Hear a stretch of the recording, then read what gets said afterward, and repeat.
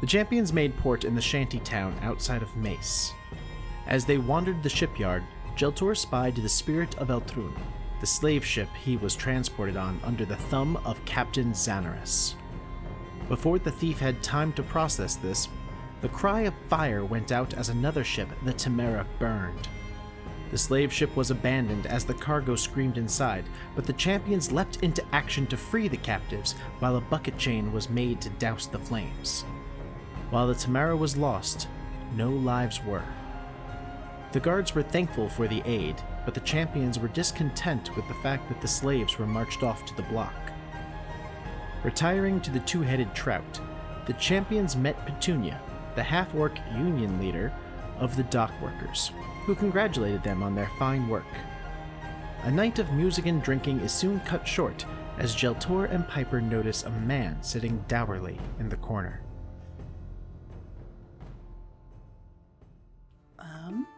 You know what? Anything's better than what's happening right now. I go over to the guy. So you slip through the crowd, trying not to be accosted by the people who now love you, the Great Dragon Slayer. Which, just to point out, no one's really seen your face yet. You've been wearing a hood the whole time. That's probably for the best. Yeah. And so you get over to this guy, you pull yourself up on one of the chairs so you can actually talk to him, considering the height discrepancy. Because you're what, like 3 foot tall? Dude, I'm 2'7". 2'7", yeah. So you're like, yeah. bruh, I'm short. Excuse me, pardon me, excuse me. You're normally just weaving through people's legs. I mean, how high is the ceiling here? It's actually pretty high. It's about a 15-foot ceiling. I could literally go over everybody. You could, but that would really draw attention to you. Yeah, listen. And that would make your story even more solidified. He can fly! He took to the skies! What an amazing hero! You're right. Never mind. You don't gotta convince me. Jelltur, he flies through the skies. You don't gotta convince me. So yeah. Then he struck an arrow between the beast's eyes! Oh god. This happened. I'm gonna go up next to the guy and... Hey man, what's happening? So you get up to the guy. He just kind of looks at you and he goes, "My farm. My family." And you see like something in him break. Before he was just quietly crying, he just collapses and sobs. He's just sobbing into his drink at this point. I pat him on the shoulder, which I think I have to stand up in the chair to do.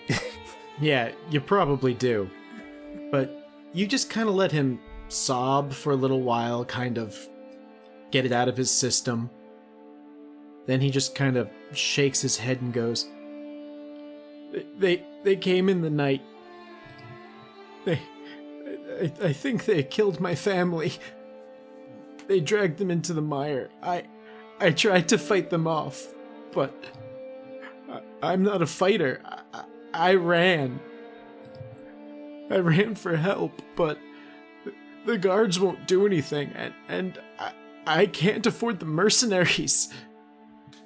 I mean, how much do mercenaries normally go for here? Well, we have to go into the city to get the mercenaries, and they don't stay out here, so... But for me to get a visa into the city, it's a gold a day. That alone is more than I have, and then I wouldn't have anything to offer the mercenaries. To get into the city is a gold a day? Yeah, yes, that's how much you have to pay for a visa. That's fucking expensive. really expensive. Yeah. How the hell are we supposed to get into the fucking city?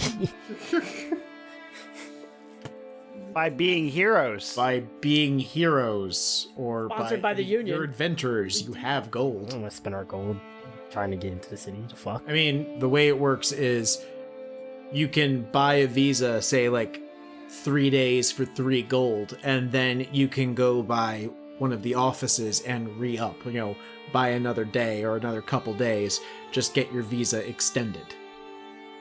We won't have to worry about it. Does Petunia hear this exchange?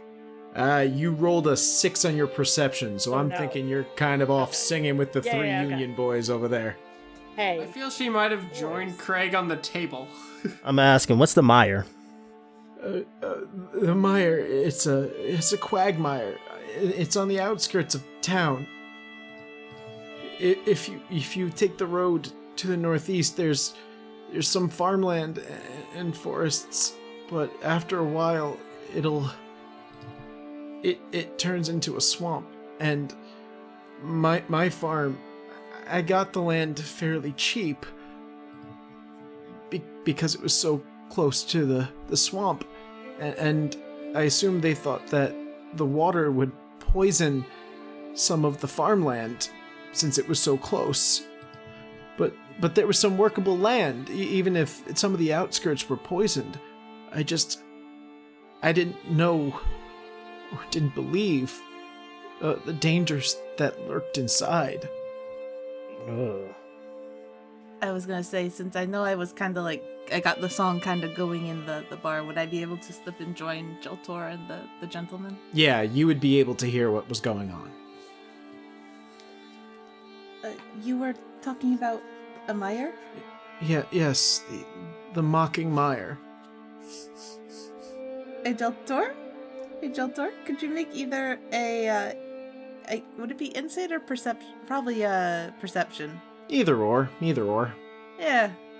I think my perception is better than my insight. Haha. I rolled a nat 1. I'm a halfling now. And then I rolled a crit.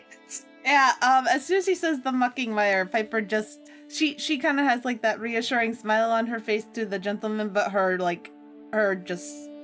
she just tenses. You know how people go white as a ghost? I've heard that. Piper goes from red to pink. Oh dear. I thought she only did that when she was horny. No, she becomes a deeper red when she gets horny. Does she become red hot? Ask Rosita, she would know. I was gonna say, I'm sure if you asked her, she'd let you find out personally. No. Or that. No. That works. Stop that, both of But you. yeah, she definitely, you see her go from red to pink. She just pales and tenses a bit. The mucking mire? Yes, my farm borders it. Why is it called the mocking mire? Because of the laughter. Because surely the gods are mocking them. I didn't believe the stories at first, but yes, there are nights when you'll hear haunting laughter coming from the swamp. Yeah, I give Piper a look. Why do you know that? I used to perform in a bar in Altrun, and the barkeepers had an old adventuring friend who would come by every now and then, and he told me the story about the mucking mire.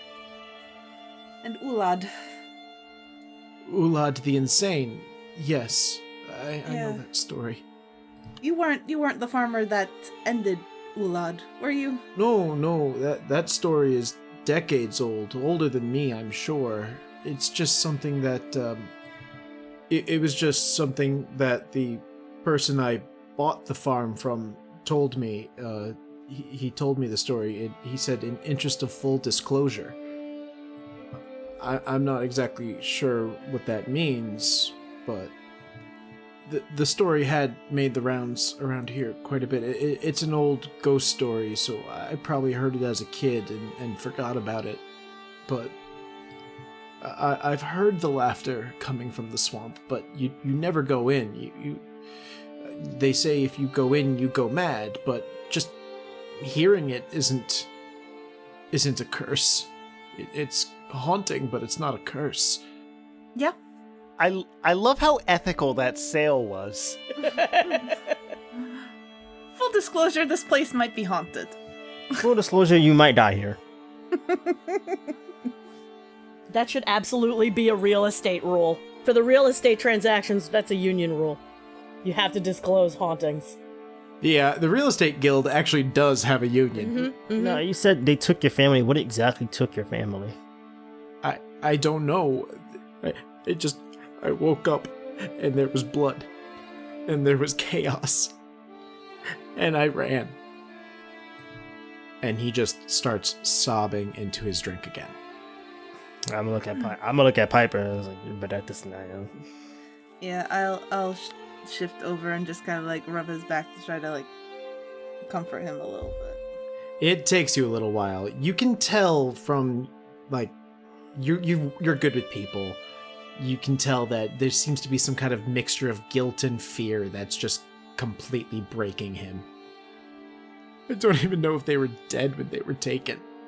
I mean, there's a chance that they could be alive. There's a chance that you could see them again, you know?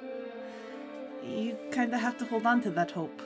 Yeah, I'm just jealous. It's like looking at like Lena. I don't know about that. I'm a little focused on taking care of this gentleman. Right Like she says, I'm just like, don't give him no false hope now. I'll do that.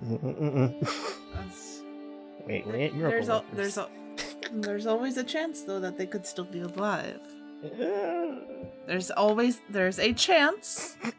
It may not be a good chance, but there is a chance. And he'll just kind of look at you, Jelltur, and he'll say, I don't have much. And then he'll just empty this small pile of copper onto the table. It's all I have to hire anyone to save them or search for them. Or approximately how much copper's in this bag, Brian? The pile in front of you is probably like 20 copper. I'll take 10 of the copper. Me and my associates will go in and look for them. He'll look at you and he'll like cautiously take the other 10 back. You see the tears again, but he's not sobbing this time. He just kind of looks at you and goes, Thank you. Here. And he takes out a piece of paper and he just kind of starts scrawling.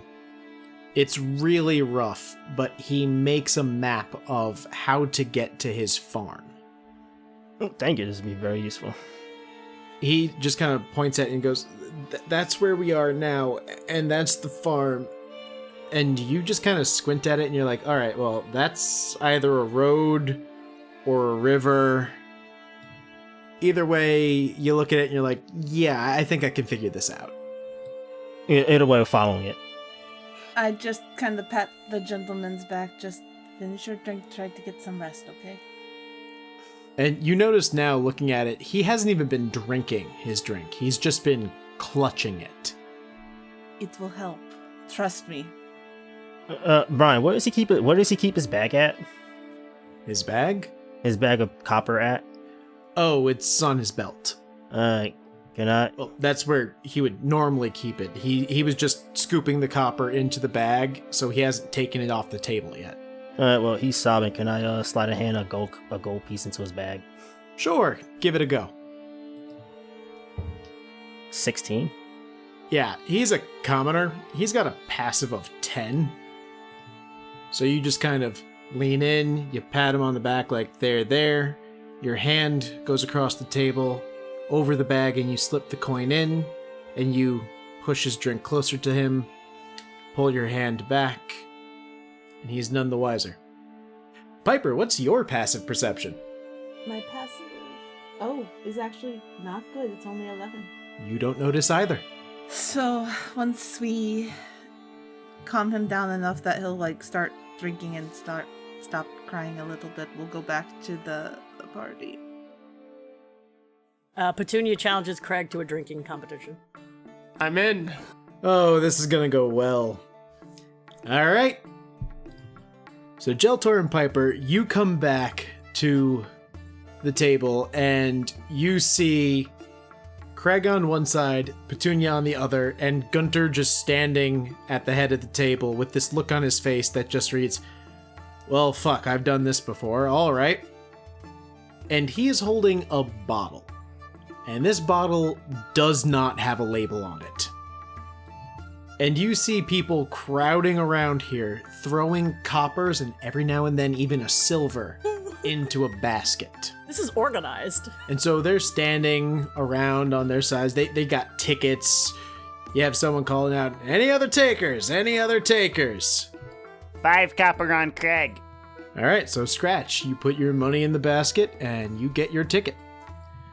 All right, so the two of you get settled in your positions, and Gunter just pops the cork. And as soon as people hear that, you just hear, yeah! So Gunter will put a glass in front of each of you. It's a little larger than a shot glass. He will pour for each of you. He'll put his hand up, and then in a signal to drink, drop it. Alright. We're just doing a straight roll? It's a Constitution saving throw. Yeah, that's a crit without my modifier, so 27. All right. Wow. I rolled a 6. So with my save, that's 11. Oh, with your save, that's 11. That's good, because this is a set DC, and every time you drink, it's going to be going up. Cool. And because of that, you both manage to pass. So keep in mind, you're not going against each other, you're going against the DC I set. It's against the alcohol. Got it. Yeah. That's fair. So you both take your shot, and Petunia, you know what to expect, but it still kind of takes you off guard. This stuff's kind of like wood grain alcohol. It does not taste good at all. Gunter is not wasting good stuff on this. That's why it's in a very special bottle. So it just burns your throat. Kreg, it doesn't even touch your throat. It just goes zoop right into the stomach, and it just hits, and you just feel, ooh, warm, tingly. So you both finish, put your glasses back on the table. Gunter pours you each another, puts his hand up, and con saves. Okay, got a 19. Ooh, that's a nat 1 for me. Ooh. So that's a 8 total, but nat 1 on the die. All right, so Petunia, you're warming up to it. You're getting back into the swing of it. You're like, I remember how this tastes. I've done this before. You take that glass, you just boom, slam it down, done. Kreg. This time it actually hits your tongue, and you're just like, that is your first fail. All right. Okay. Again? I like look at him. Yep, Gunter just kind of takes a rag, mops up the spot where Kreg spit up, and he holds the bottle up ready to pour. I'm ready. Kreg just has a giant smile on his face, like, oh, here we go. All right. All right, so Again. Gunter pours, raises his hand, and gimme saves. All right. Okay, 21. God damn it. 12. That is your second failure. The DC is going up by 2 each time. Yeah, no. 12 would have had it last time, but not this time. So you go, you slam it back, and you almost swallow it, but that little tingle in your back of your throat makes you cough right as you do, and it just sprays out of your nose. That sounds doubly painful, actually. Oh, it is horrifically painful. That Yeah. burns. That's I mean, clear them sinuses up, though. Oh, yeah. that's true. It's like the neti pot with alcohol. Welcome to Mace, little one. Oh, God. Oh, God, that is the worst. That is the worst thing you could have ever said to me. Okay, again. Okay, again, just like last time, he has to mop up in front of Kreg, and he kind of shoots you a look like, fucking really? And Petunia's like, oh, do you think you can handle it, little one? He pours it, Okay. and saves. Okay. And I got 15. so it's a 12 again, so he fails again. You both fail, actually, but it brings you, Kreg, to 3 fails. So, this time, Petunia, you shoot back, and it just hits you wrong. It just kind of burns the back of your throat, you cough, you don't, like, spray it everywhere, but it kind of, like, comes out and pours over your chin. But across from you, you see Kreg just, like, throw it back, and he just kind of coughs a little, sneezes out some, and then just pukes all over the ground and all over himself. And that's when Gunter just puts his hand up and then puts it over you as if to signal that you are the victor. I reach out my hand to shake his hand. I shake her hand with my mouth and like kind of part of my chest covered in puke. That's okay, and I like clap you on the back like, good man, good man. So Gunter takes the baskets, he starts sorting out the money, he organizes for people who have their winning tickets, he takes his cut. And then to you, Petunia, he gives your winnings, which is approximately 2 gold worth of copper. That's a lot of copper. It's like 200 copper, yeah. There's a lot of people in this bar, and people were throwing in more than a few each, so... Wow, Kreg, you really are a lightweight. I'm not used to the alcohol. We'll train you up, little one. You'll be fine. Next time, Thanks. next time. I'm usually better at this. And Kreg, you have the poisoned condition for the next hour. And Okay. Petunia, so do you, sure. just from the type and sheer volume of alcohol you've consumed. And Gunter will look at you, Jelltur, as you come up to him to ask for your room, and he'll just hold up 5 fingers. I will slide him 5 copper. He accepts the copper, and he slides you a key. I pocket the He just nods at you. I'll go and I'll put down. It's 5 copper, right? He nods.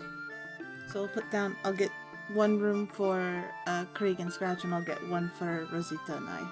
Alright, so you Whoa. slide him the silver, he takes it, Yep. hands you the 2 keys. Thank you, good sir. I give Scratch 1 key, and I give Rosita the other one. Rosita just kind of takes it and slips it into a pocket in her bodice. So, the gentleman in the corner, he lost his family, or he's not sure about what exactly happened to his family, to the Mire, and wishes to have mercenaries go and at least, if not save them, at least retrieve their bodies. Essentially. He gave us a map, and I laid down the map as to how to get there. The long story short, we were given a job by man to go to a dangerous place to see if his family's still alive or not. Already accept the payment for it, so you don't have a choice in the matter. I hate you. I hate you so much. Because, my thought was he pointed us in the northeast direction. I was going to go, southwest. The complete opposite direction. I do not want to go to the Mire. Yeah, but Brian, does Petunia hear this? I hear this while I'm Yeah, by counting now up. you'd be sitting at the table Okay, with them. can I make a history roll to see what I know Counting about out the your coin. Mire? Go ahead. I rolled a 10. You would actually know of it because it's actually a pretty common ghost story around here. The Mire is this quagmire to the northeast of the city.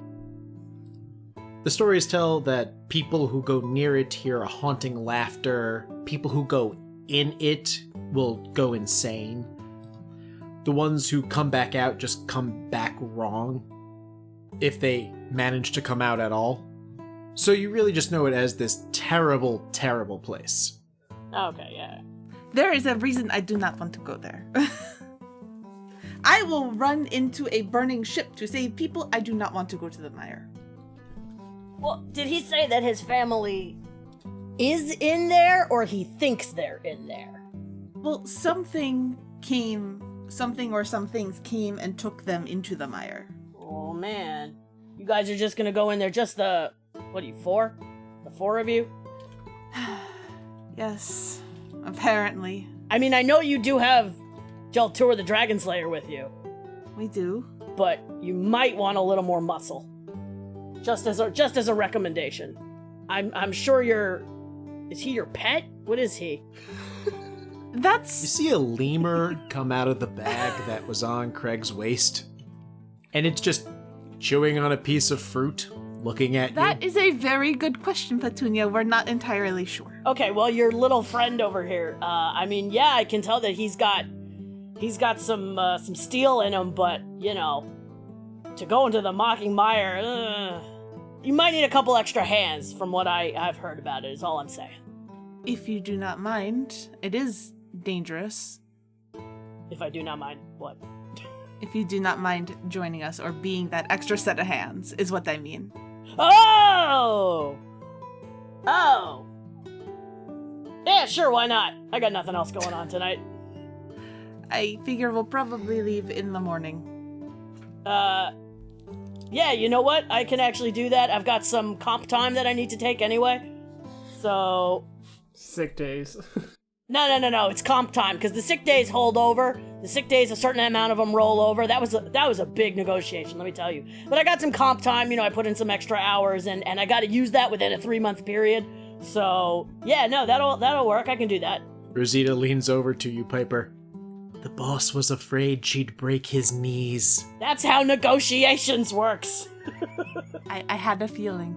I will say, from the ghost story that I know of the Mocking Mire, there was something that really kind of stuck out to me in my brain, other than the, sourceless laughter and the thorns and the fog and all that. Yeah, classic spooky shit. Well, yes, but there was actually, the pair of wild eyes that Ulad saw before he started laughing. The eyes that he saw as the hand wrapped around his master's throat and then cut, as far as we know, popped the head off of the master. I have a feeling that if we see those eyes, we do not keep eye contact with it. Sounds like a safe idea. I feel like that might be why people go mad, is they just maintain that eye contact for too long. Maybe. I don't know. So we need to be that socially awkward person in the corner and not look anybody in the eye. That guy over there, and I point at the guy who was crying. No, just that awkward person at the party who never looks anybody in the eye. Oh, yeah, Hank, I know him. Poor Hank. On that note... I'm assuming we're all done here. Cool, yeah. What time you want me to meet you in the morning? I'll meet you here. Early morning, sunrise. Sunrise? Sounds good. Dawn. What is it called? What's it? Dawn.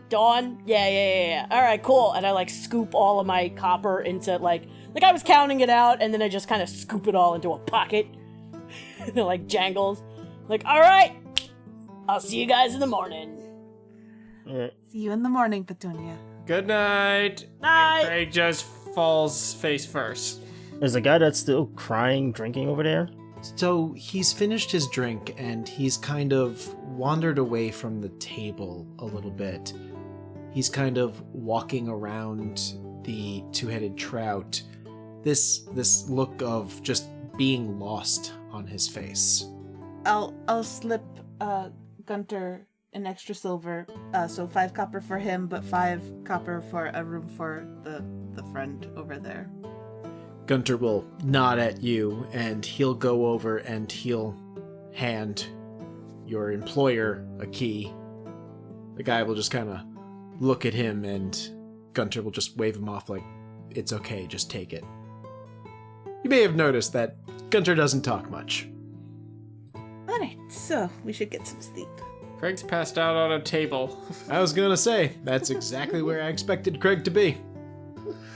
So, you all retire to your rooms, except for Kreg, and go to sleep.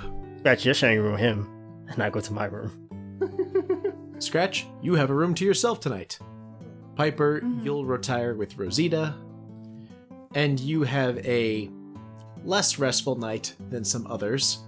Scratch, you have a wonderfully restful and quiet night to yourself.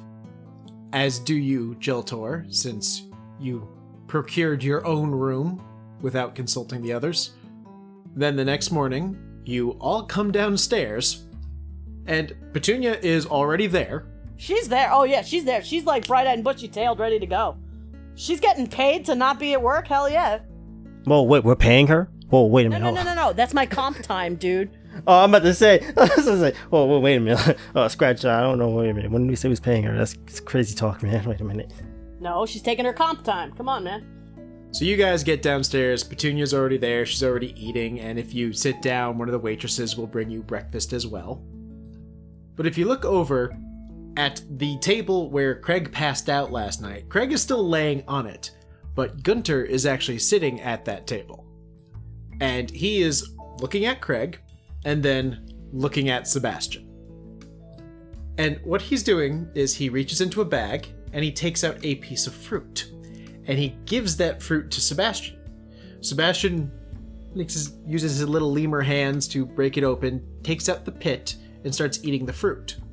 But as he does, you notice there is a tower of pits Oh. piled on top of Kreg. And you're used to Sebastian like eating the fruit very quickly. It seems like he's just eating it slowly and he's taking his time, like he's picking out the best place to put the pit. Oh. You also see that his belly is a little distended, but Gunter is highly amused. I'm probably the last one to come downstairs. Rosita wishes you luck, but she's not getting up and getting dressed if she doesn't have to at this point. Rosita wishes us luck. She wished you luck. She's not getting out of bed That's fair. or dressed. Oh. That's fair. I'll give her a quick kiss and head downstairs. And downstairs you go. Yeah. You are the last one to see Sebastian. As you come downstairs, you see a piece of fruit be offered to him. He looks at it, and he just lays down. He does not accept the fruit. He's finally full. Can I get a count of how many pieces of fruit it took to actually get him to full? There are several dozen pits on top of Kreg. That's impressive stacking right there. There are probably 12 or 13 that he's got, like, in a straight tower, balanced perfectly on top of Kreg. The mohawk really does add a little bit of a level for the balance to stack. Whatever jelly uses is really strong. The blood of his enemies. Yeah. Yeah. I'm gonna get some breakfast. Yeah. As I said, the waitresses bring it over, though it's different waitresses than you had last night. This seems to be the morning shift.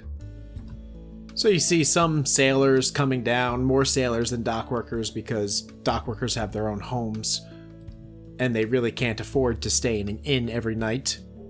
Fair enough.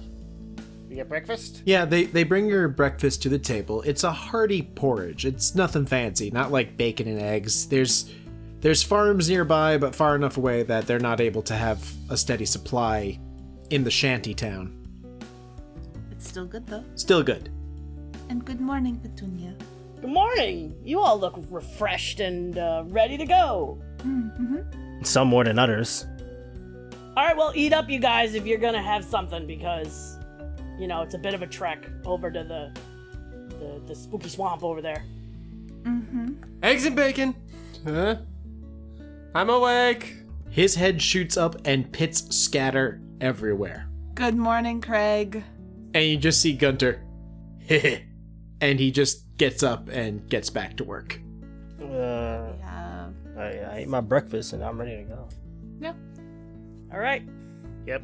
So you finish up breakfast and you gather your things and you set off to go investigate the farmhouse and head off into the mocking mire. Alright, you set off from the two-headed trout and you're making your way down a dirt road. Over the next 2 hours of travel, you pass by a few fields and farms along the way. A lot of the farms seem to be fairly sparsely populated. However, the people that you do see working the fields all seem to be wearing collars. After you travel for a while, you come across the farm that you believe belongs to the farmer who hired you, whose name is Kral, by the way. C-R-A-L, Kral. You determine this is most likely his farm because you can see where it is beginning to merge with the swamp, at least the outskirts of the farm are merging with the swamp. And as you look, you see the fields are hacked through, not with a scythe or any other farming tool, but as if something worked its way through, cutting a path with a sword. The windows and doors of the outside of the farmhouse that you can see are shattered and broken, wood splinters just littering the ground around it. And it's quiet. I think before we go, if we want to head inside the house, before we do, I'm just gonna send Chuti in and look through his eyes. Alright, so you send Tootie into the farmhouse. As he goes inside this small, 3-roomed structure, He enters a small living area. There's a table covered in food that has been left out for a few days, so it's kind of rotting and flies are buzzing around it. There's chairs, but they're overturned, and the fire pit is cold. It seems as if it had been left to go out, much like the candles that had been on the table. Where they were originally now is just a puddle of melted wax. There are a pair of doors, but Tootie is unable to get through them currently, or you haven't sent him into them, so that's really all you can see from where you're at. Okay. Signs of a struggle are kind of obvious. Mm-hmm. Okay. I just kind of snap my fingers to bring Tutti back out. Alright. So Petunia, you get to see, the cat goes inside. Piper's eyes go from gold to white as she looks through the eyes, and then the cat just appears back. Whoa. It's cool, right? That was pretty cool. Magic lady. So what'd you see in there? Obvious signs of a struggle. But I guess we're going up to the mire. I mean, we can go in and take a look and see if there's any clues as to what, did it. We can also go back in. Tootie only gave it a cursory glance. You didn't get a chance to really go in and investigate. He really just kind of cleared the room for you. I'm going to head over and take a look. Yeah, I'm gonna go with. Alright, so the two of you walk in, and you find yourself in that same living area that I described. The two doors are half open, kind of hanging off the hinges. And you see the room as Tootie saw it, with the rotting food and the melted wax. And if you're looking around this room, give me an investigation check. Okay. 21. That is 13. 11. The 13 and the 11, you see that there is straw kind of strewn about across the floor. And Piper, you notice it as well. All three of you look at it and realize that this is what people stuff their mattresses with. It's probably part of their bedding. I don't know if 24 means that. I don't know if 24 means anything. Oh, with the 24, you and Piper both notice. So with the 21 and 24, the two of you, you're both drawn towards one particular bedroom. And you open the door, which creaks on the hinge. It's kind of half still attached to. And you see this room has two small beds in it. The window here is completely broken, and there are gouges in the wooden floor. The beds seem to have been completely ripped apart. This is probably where all that straw came from. It's heavier on the floor of this room. You do see mixed with the straw a little bit of blood, not enough to make you think anyone was slaughtered here, but enough to prove that part of the struggle was definitely in this room. And Piper, while you're looking at that, Jelltur, your eyes fall by the broken window frame, and in the dust, you see a clawed footprint. If you had to compare it to something, you kind of turn and look at Scratch. Scratch, you got any family that lives in the swamp? Do I look like I live in a swamp? I said you have any family that lives in the swamp. I didn't say you. No, my family lives in the jungle. Don't Very swamps. far away from here. Don't swamps count as jungles too? Don't buy me No. Why? Do you see something that makes you think that it's a Katzen? in. This footprint here. He points it out. Looks more like a paw print to me. Make a nature check if you're observing the paw print. Yeah. Oh, nope. 4. Nope. I got a 10. 12. So I got a 9, but do I get advantage to identify if it's a Katzen footprint? I would say you'd be able to tell that it's not Katzen, Okay. but with that roll, you wouldn't know what it was. No, this is not Katzen. It's too narrow to be a Katzen paw print. So something that lives in a swamp, something with clawed narrowed clawed feet that attack and drag other people into the mire that make people go insane. Sounds like an alligator. No. Can I look for more footprints? If you look out the window, you'll see that there are more paw prints like it in the mud and dirt that seem to be leading back towards, you couldn't see it from the road because of the hills of the area, but there seems to be further back a mill attached to a silo, It leads towards the mill. and the footprints seem to be leading that direction. Let's go over to the mill. So you head over to the mill, which, as I said, is connected to a silo, because once you crush what you're crushing in the mill, you need to... Need somewhere to store it. Exactly. So as you walk into the mill, you see the enormous millstone, and it is covered in cornmeal. As you could tell from the fields, they grow corn here. And as you look around, you see a staircase that goes up the side wall of the mill, and very obviously, on the wall by the stairs, there's a smattering of blood. I'll send Tutti up there. So as Tootie goes up, make a quick investigation check. Then he got a 3. Good job, boy. Yeah, no, Tootie doesn't notice. He just sees that there is blood on the wall.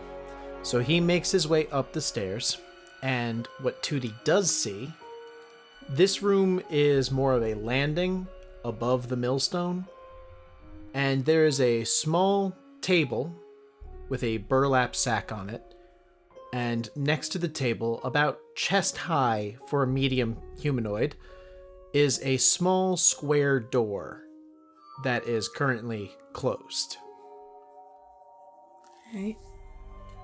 So I'll let people, like, I'll just let them know what I'm seeing through his eyes. That the door and the sack. All right, let's head on up. We should be careful, though. We don't know what else is up there. I think we can take it. I'm sure we can. So Kreg will start walking up. As you walk up, Kreg, give me an investigation check. Sure, because I'm so good at... Actually, you know what? Investigation or survival. Should I do it too? Because I'm also heading up. And anyone who's going up the stairs can also make the check. Okay. 11. 11? Alright. 16. 16. Okay, you do notice it. So the 16's got it so far. I got a natural 1, so I'm gonna... I did too. You Yeah. get to reroll. 16. I got a total of 5, but it wasn't that one. 13. And 13, yeah, you got it. So that smear of blood on the wall next to the staircase, those of you who got the check, you can tell that that blood came from something that was being dragged down the stairs, not something that was caught on its way up.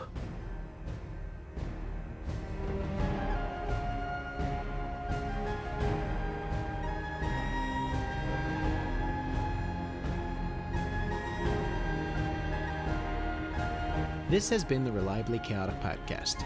Champions of Solane is an original Dungeons & Dragons adventure written by Bryan Scharf using the Dungeons & Dragons 5th edition rule set published by Wizards of the Coast. My name is Bryan Scharf, and I've been your DM. You can reach me at ReliableDM on Twitter. My name is Nicole Summers, and I play Piper. This is Jair, also known as JJ, and I play the character of Jelltur Jactus. This is Matthew Reed, and I play Scratch. This is Andrew Brown, and I play Kreg. Hey, it's me, it's Sara, and I played Petunia. Theme music by Adrian von Ziegler. All other music by Kevin MacLeod on the Incompetech website and Adrian von Ziegler. Detailed information about music in this episode is provided in its description. Music for this episode was selected by Nicole Summers. The episode was edited by Matthew Reed with assistance from Sara. Contact us on Twitter at Reliably Chaotic, email us at reliablychaotic@gmail.com, or join our Discord server by following the link in our description. If you like our show and would like to support us, please consider becoming a patron by going to patreon.com/reliablychaotic or by leaving a 5-star rating and review on iTunes. It really does help a lot. Thank you for listening, and we hope to see you again in our next adventure.